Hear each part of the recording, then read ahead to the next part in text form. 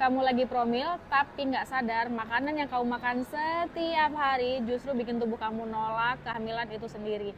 Ini pengalaman aku selama 3 tahun aku promil. Halo, assalamualaikum warahmatullahi wabarakatuh. Aku Bella Ledus, ibu dari 3 anak yang dulunya penantian 3 tahun dengan keluhan kista, PCOS, headstone sekali, kista sumbatan, ISK, autoimun, diabetes, dan hipertensi.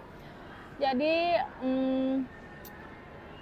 waktu itu aku mikir ya udah makan aja deh, yang penting kenyang gitu kan ya.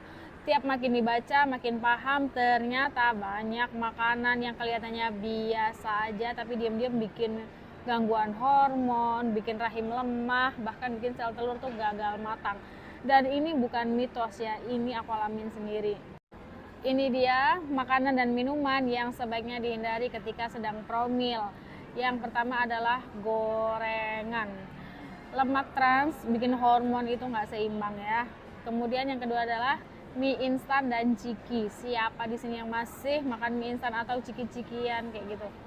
Itu tinggi MSG dan pengawet yang akan mempengaruhi ke sel telur. Kemudian yang ketiga adalah minuman manis.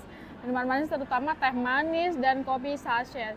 Jadi gulanya tinggi, insulinnya naik, dan gangguan ovulasi. Aku kak resistensi insulin, PCOS gitu. Ternyata tiap hari suka minum teh dan kopi gitu. Kemudian yang keempat adalah daging olahan seperti sosis, nugget, daging yang sudah diolah dicampur dengan tepung, sudah siap saji karena ini banyak zat kimia pengawetnya ya.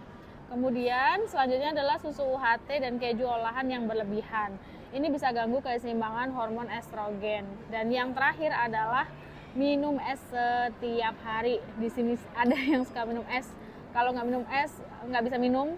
Nah, rahim ini jadi dingin, jadi aliran darahnya tuh kurang lancar.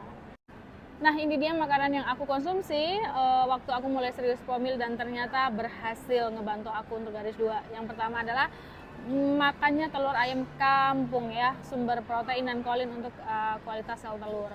Yang kedua adalah alpukat karena dia tinggi lemak sehat dan bantu kesuburan lendir suburnya. Kemudian yang ketiga adalah kurma ajwa, bantu hormon dan rahim lebih siap untuk hamil. Selanjutnya adalah kacang hijau dan ubi ya, karena ini membantu pertumbuhan sel dan rahim kita jadi lebih tebal dan sehingga siap untuk dibuahi. Selanjutnya adalah sayur hijau, bayam, brokoli, sawi, itu tinggi asam folat ya. Kemudian yang ketujuh adalah air putih yang cukup agar lendir subur terbentuk dan hormon seimbang.